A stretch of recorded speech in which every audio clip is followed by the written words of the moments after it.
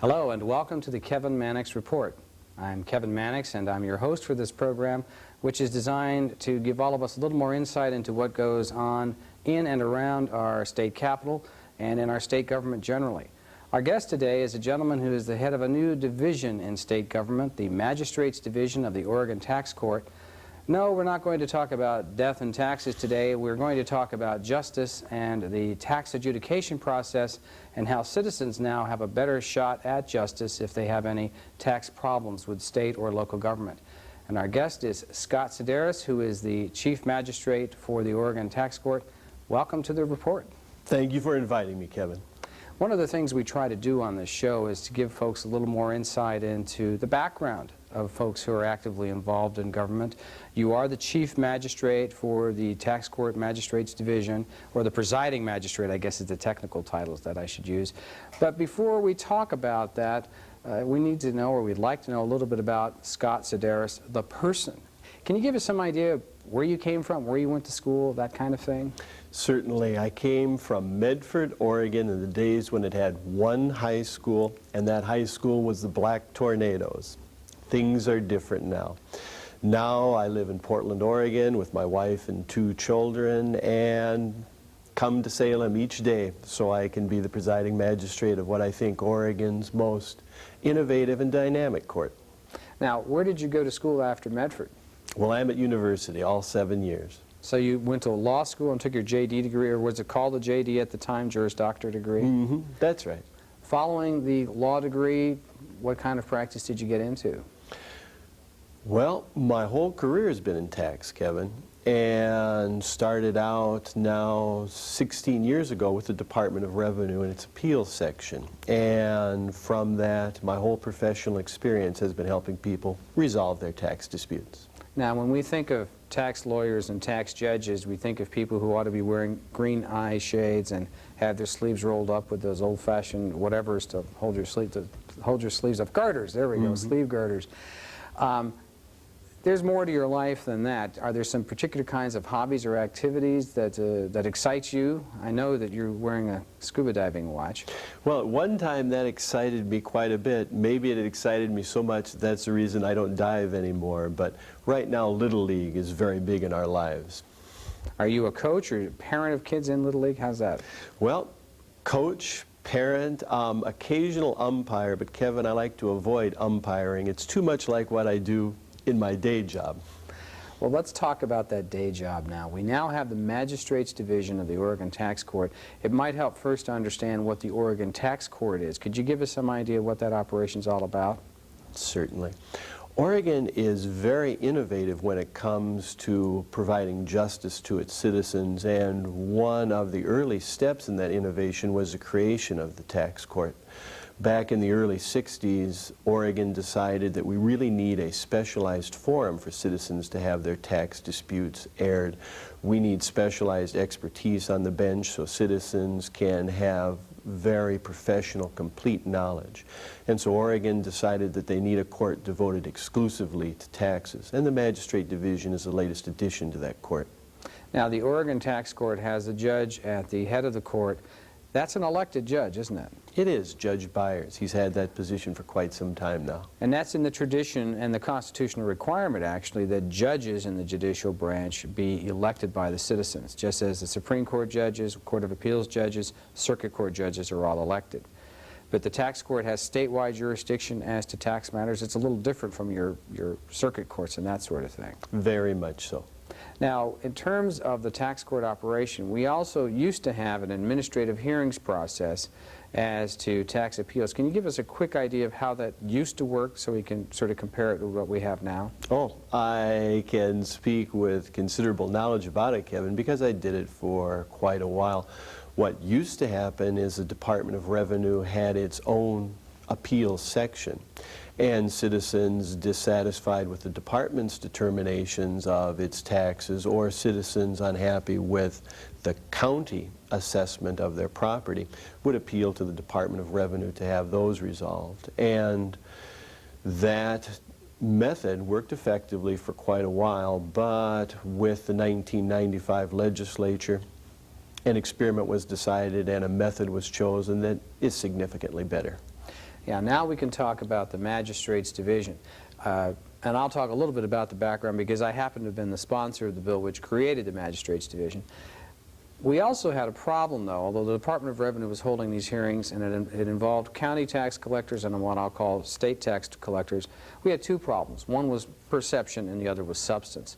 The perception problem was that citizens had this queasy feeling that, wait a minute, I've got a tax issue with the state and I'm having my hearing before people from what they think of the tax department, the Department of Revenue. Is this really an independent forum? The substantive problem was, well, this is an agency which is charged with helping counties collect taxes and which is charged itself with collecting taxes, and that could skew the approach that it would take towards the process. So we went to the legislature with a bill to create a magistrates division and take these hearings out of the executive branch, out of the Department of Revenue, and move them to the judicial branch.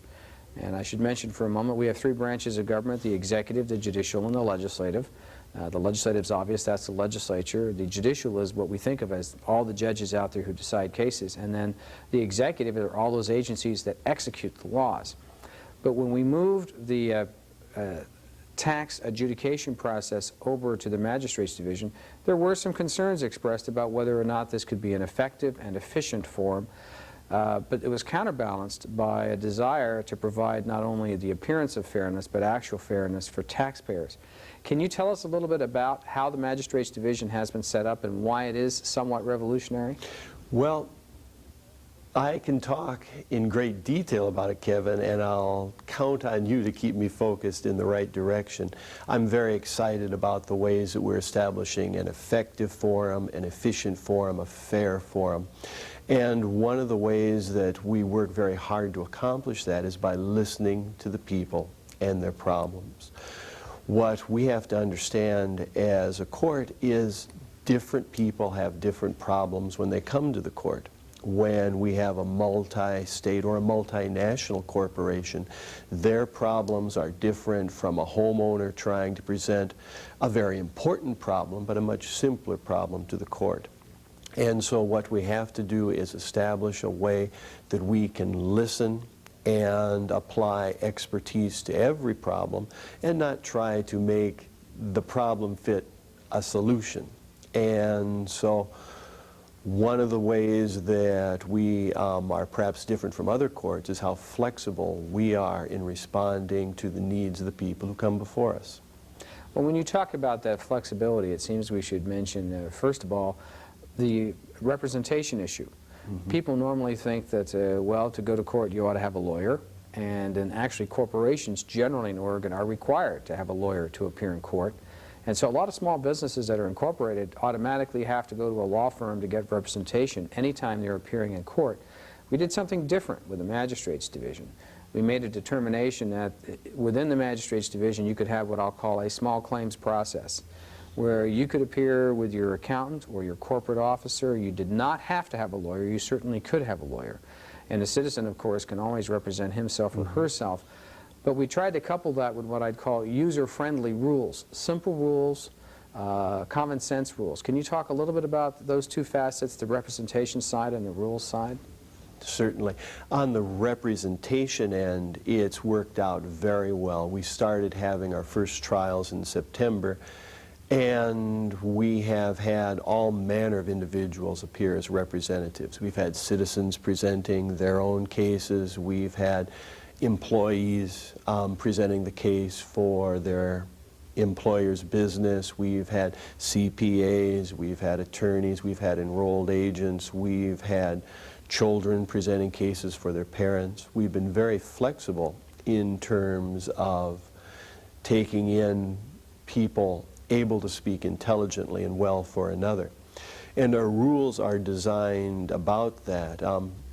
As an example, the rules for the regular division that really just allows attorneys to appear, those rules, there are more than 76 of them. The rules for the magistrate division are less than 20. It's rare for any one of those rules to have more than 4 lines printed in it. And so an individual can have the rules, hold them in their hand, read them in 15 minutes, and know what's expected of them. Now, one of the elements of the rules in this process was, as you just described it, simplicity and ease of understanding those rules. That seems to be coupled with the notion that judges are supposed to be there to exercise discretion and common sense. And one of the things we seem to have lost in a large amount of the legal system is that discretion and common sense, and a heavy-duty reliance nowadays on rules, rules, rules, interpretations of rules, and more rules, which means you have to have a lawyer who may or may not be able to figure out his or her way through the rules. How do you handle that? Do you give the magistrate who has the case some leeway in terms of handling the case? More than leeway, Kevin, I give them a mission. I believe that a citizen should be able to come to the court and say, here's my situation. I will tell you all the facts about my situation. Hear me tell you about my problem. But I don't think the citizen should have to know all the laws or pay someone to speak as to all the laws that necessarily apply. It's the magistrate's job to know the law, find the law, explain in a decision to the taxpayer exactly what the law is and how it applies to them. So I believe that we need to be very proactive as magistrates to help individuals understand the whole context of the law, even if they come to the court not informed of its finer points. Now tell me a little bit about the composition of the court in terms of the magistrates. I should mention the magistrates are appointed by the tax court judge, and their cases can go up to that elected judge. So we've maintained the posture that an elected judge is in charge of this process. But how many magistrates do we have, and how does that operate? There are 4 magistrates in addition to myself. We come from very diverse backgrounds. Some of us are individuals like myself who have had considerable experience with Oregon's 20 different revenue programs. Others are ones who are considerably younger and consequently have less experience but have fresh outlooks, fresh perspectives that are very important to the mix of the court. Some have come from private business, private industry. Others have come from government. Together, Kevin, we make a blend that is greater than the sum of its individual parts. Now, in terms of the court's location, you're located on State Street in Salem? We're located in State Street in Salem, 1241 State Street, and our telephone number is 986-5650. But as you mentioned in your earlier remarks, Kevin, we're a statewide court, and we have to cover the cover the state from State Street. And so we'll do a lot of work over the telephone because, as to some cases, individuals can't afford to take a day off work to come to the court and present their case. In other instances, the magistrate will go and bring the court to the people so we can go out to the particular corner of the state where they and their tax problem are. In terms of that operation, say I'm John Q. citizen in, I'll say in an urban area, Multnomah County, and I've got a beef in regard to the property taxes on my residence. What's the process generally that's being followed now as to that? Oh, okay. The first thing we do, Kevin, is we ask you the best way to resolve your case. The appeal begins when you file the paper with the court that says, I've got a problem here, a situation I'd like you to look into. We make a copy of that paper and serve it on the other side. In this case, it'd be the Multnomah County Division of Assessment and Taxation. Then the very next thing we do after that is we schedule a conference, typically over the phone, between you, a representative of the assessor's office, and a magistrate to talk about the best way to decide the case. Now, once you've done that, you've mentioned a willingness to travel around the state. If I was from the southeastern corner of the state and I was wheelchair bound and couldn't afford to come to Salem, what would the court do? We'd look very seriously about coming to you. Many disputes can be taken care of over the telephone in a conference call, but by no means all. And if the best way to hear the case is for us to come to you, we will come to you. Now, as we go along, we may have some budgetary problems as the legislature takes a look at the funds available to us. But right here and right now, we're covering the state.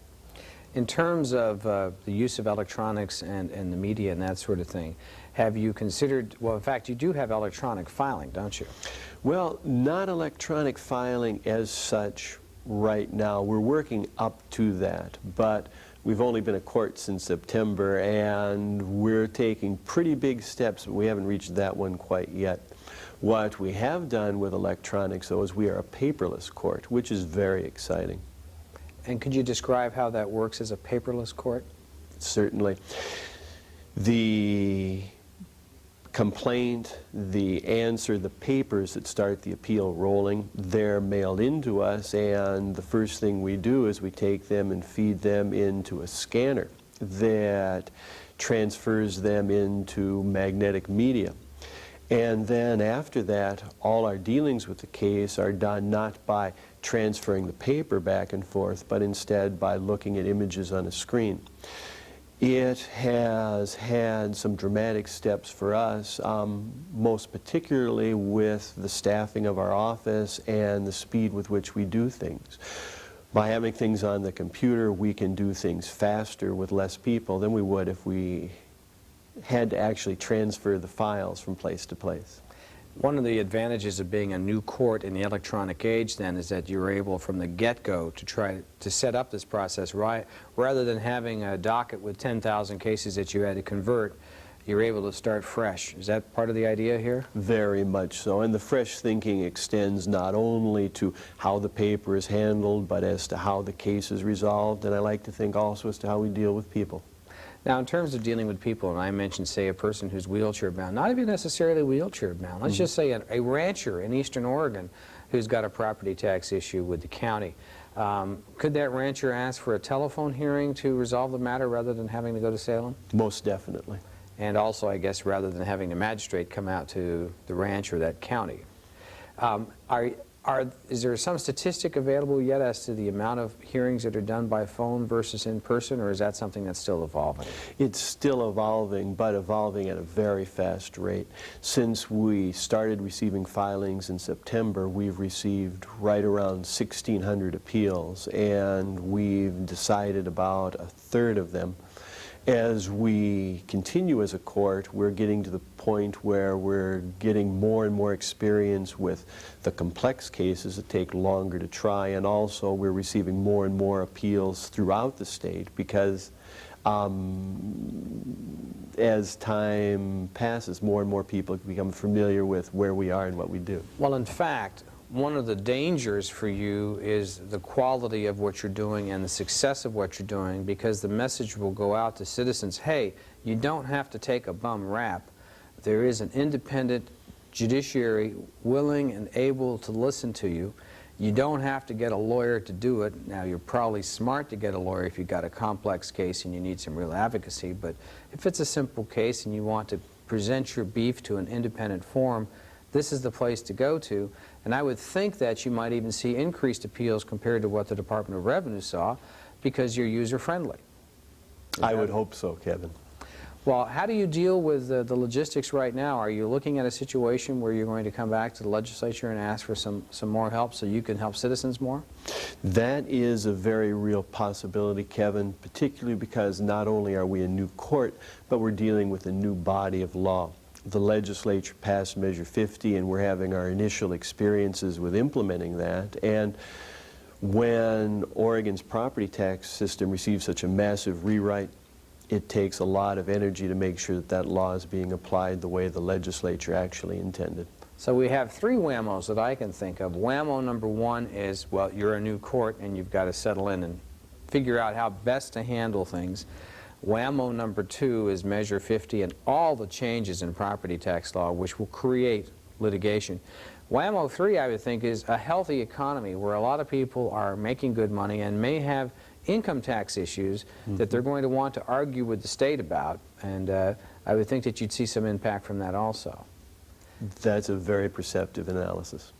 Well, as we deal with that in the next session, as the legislature deals with that in the next session, is there some sort of scenario that you have in mind? Are you looking to the addition of some additional judges to the panel?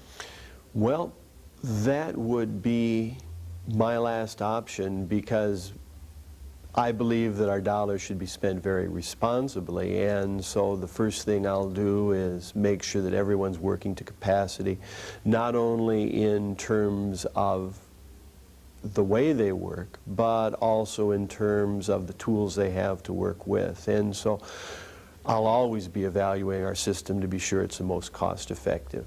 And then after that, of course, we'll make additions to the staff along the lines of where do we buy the most productivity with the least dollar.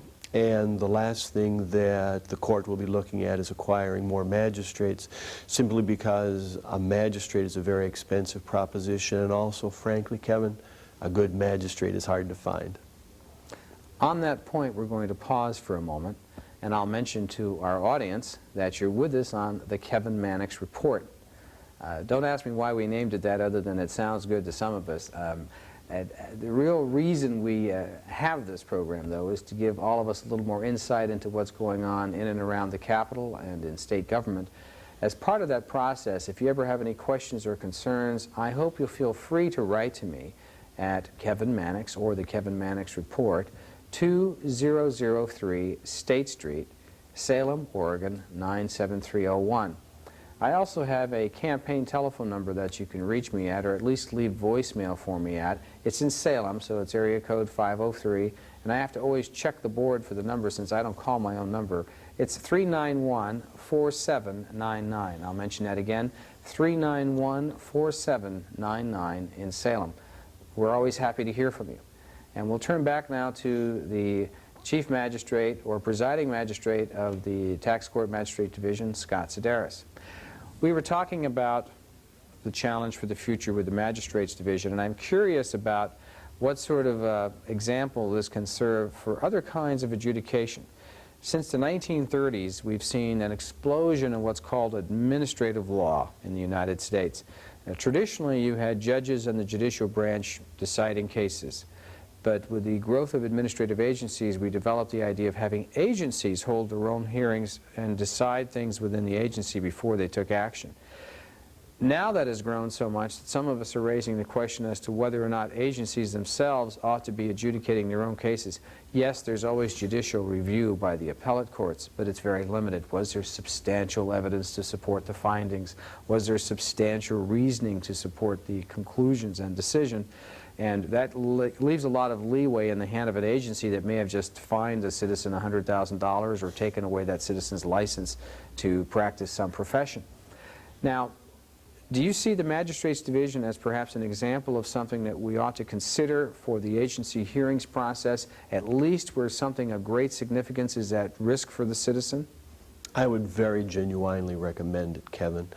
One of the great advantages of a system such as the Magistrate Division is, first of all, you can concentrate an immense amount of expertise in a relatively small area. And by that I mean you get specialized individuals who know what they're doing, not only in terms of the law, but how to listen to people, and who are genuinely committed to resolving problems. And then you put them in a setting that allows them to just decide what's right for wrong, what's consistent with the law, what isn't consistent with the law, and you take them out of an agency or a setting that has many, many other concerns besides listening and looking at one particular situation and seeing what needs to be done. And so the great advantage of a magistrate division is a specialized focus that they can give to people who disagree with what a great big organization is trying to do to them. Now, one of the big pushes during the last legislative session in 1997 was a bill which established an independent hearings agency within the executive branch. That bill was ultimately vetoed by the governor, and I'm certainly not going to draw you into the political dialogue about whether that veto was right or wrong, but the reality is that that kind of issue will come up in the next legislative session. My read on it right now is that perhaps the legislature should have gone a step further and should have considered some sort of a referral to the voters of a constitutional provision that constitutionally empowered the courts to have what I'll call magistrates divisions, and in fact required the legislature to fund some sort of magistrate process for some level of what used to be called administrative hearings. Now, I'm not asking you to endorse that idea, but I'm curious about your reaction to the notion of moving from an independent hearings agency still within the executive branch to saying that the judicial branch, under some sort of format, ought to really be in charge of an adjudication function where the state and the citizen are at loggerheads about something that the executive branch wanted to do. What's your reaction to that? Well, it's difficult for me to have too broad a focus because, frankly, all I know is the specialized area of tax and the experience with the Department of Revenue as the administrative agency. And so it's difficult, Kevin, for me to generalize beyond that and imagine what would be good for the whole state of Oregon. But I can definitely say it's been a great success in the area of tax, and that if a similar situation with other agencies has comparable parallels, I'd recommend that it be very carefully examined. Now let's take a look at the success that we've talked about in the Magistrates Division. Do you get some feedback from the citizens who come to you for the services of the Magistrates Division? Can you tell us a little bit about that? Oh, yes. We get all sorts of feedback, and that's one of the things that I'm excited about. It sounds very foolish for me to say that I'm happy because someone said that I didn't know what I was doing when I made the decision, but I feel very proud of the fact that that individual had access to me and the information got through. But I'm much more proud of the many success stories we've had. People have been very pleased with how fast the decisions come out, the expertise that was shown, the fact that while they didn't know the law was explained to them. I've had individuals thank me for a decision adverse to them because they felt that this is the first time anyone ever listened to them. And perhaps even explained to them why that decision was made? Exactly, exactly. And so, unlike a regular court, maybe I'm not using regular the right way, unlike a more conventional court where you never have access to the judge and the only route is to appeal the decision, the Magistrate Division has no problem at all with listening to what you have to say about how your case was decided and taking that information in and evaluating its process. Now, with this kind of feedback process, what do you see as the future direction of the court? My concern would be that, well, the Magistrates Division, my concern would be the temptation to formalize too many things and start layering on the bureaucracy. Are you going to be working against having that happen? Very much so. One of the things that we looked at very carefully when we set up the Magistrate Division is how many layers should there be in the management of it, in the administration of it, and we are a very lean organization. So if you can maintain that lean ratio, you'll be okay. Well, it sounds like there's a positive future here. We just have to keep our eye on the ball and keep working on it. I'm really pleased that you were able to join us today for the program, and I'm pleased that our audience was able to join us on the Kevin Mannix Report. We hope that you'll join us again next time, and again, thank you folks for joining us, and I guess we'll call you Judge Scot Sideras or Magistrate Scot Sideras. Thanks so much for being a guest on the show. Thank you for inviting me.